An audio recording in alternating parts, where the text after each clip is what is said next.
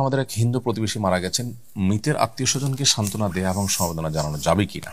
উত্তর হলো, আপনার প্রতিবেশী হিসাবে একজন হিন্দু, তিনি প্রিয়জনকে হারিয়েছেন, বেদনাহত হয়েছেন, সন্দেহভাবে আপনি তাকে সান্ত্বনা জানাতে পারবেন। কিন্তু আপনাকে লক্ষ্য রাখতে হবে, সান্ত্বনা জানাতে গিয়ে এমন কথা যেন না হয় যেটি কোনো মুশরিক হলে সেই মুশরিকের জন্য ক্ষমা প্রার্থনামূলক দোয়া আল্লাহর কাছে যেটি নিবেদন করা হয়ে থাকে, সেরকম কোনো কথা যেন না আসে, কারণ সেটি আসলে তার বিশ্বাসের সাথে আসলে যায় না। তিনি নিজে যেখানে জীবদ্দশায় যে বিশ্বাসটা লালন করেন না, অথবা যে প্রতিবেশী আপনি যাকে সান্ত্বনা দিতে চাচ্ছেন তিনি যে বিশ্বাসটা ধারণ করেন না, তাকে তার বিশ্বাস পরিপন্থী বিষয়ে তার জন্য কামনা করাটাও অসঙ্গতিপূর্ণ, সেটা করা যাবে না। তবে এমনিতেই তারা যেন এই বিপদে ধৈর্য ধারণ করে, তারা যেন ভালো থাকতে পারে, তাদের জন্য কষ্ট না হয় সেই কামনা করা, এবং তাদের কষ্ট লাঘবের জন্য প্রয়োজনে তাদের খাবার আহার পাঠায় দেওয়া, তাদের বাসা বাড়িতে ইত্যাদি, এই কাজগুলো করা যেতে পারে।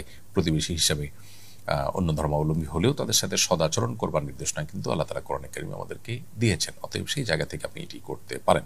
আমার আব্বা গাছ থেকে পড়ে মারা গেছেন, তিনি কি শহীদের মর্যাদা পাবেন?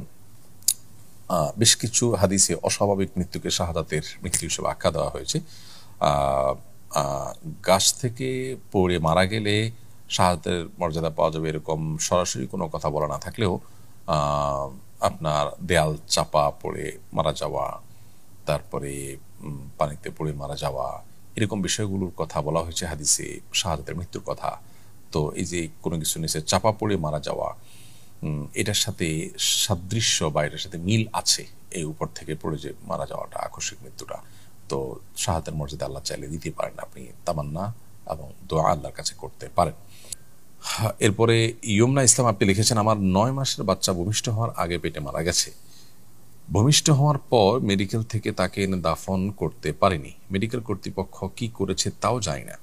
প্রশ্ন হলো, ওই সন্তান বাবা মার জন্য কি পরকালে সুপারিশ করবে? আশা করি প্রশ্নটা উত্তর দেবে। বোন ইয়মনা, আল্লাহ তাআলা আপনাদেরকে সবর করার তৌফিক দান করুন। ভূমিষ্ঠ হওয়ার আগে যেহেতু পেটে সন্তান মারা গেছে এবং আপনি দাফন করার সুযোগও পাননি, এক্ষেত্রে আপনার সন্তান আপনার জন্য ইনশাআল্লাহ কিয়ামতের ময়দানে জান্নাতে যাওয়ার কারণ হতে পারে, আপনি যদি সবর করেন, ধৈর্য ধারণ করেন, এবং এর বিনিময় যেটা আপনি পাবেন বলে হাদিসে সুসংবাদ দেওয়া হয়েছে, সেটার জন্য প্রত্যাশা করেন আল্লাহর কাছে, আশা করা যায় আপনি সেটি পেতে পারেন।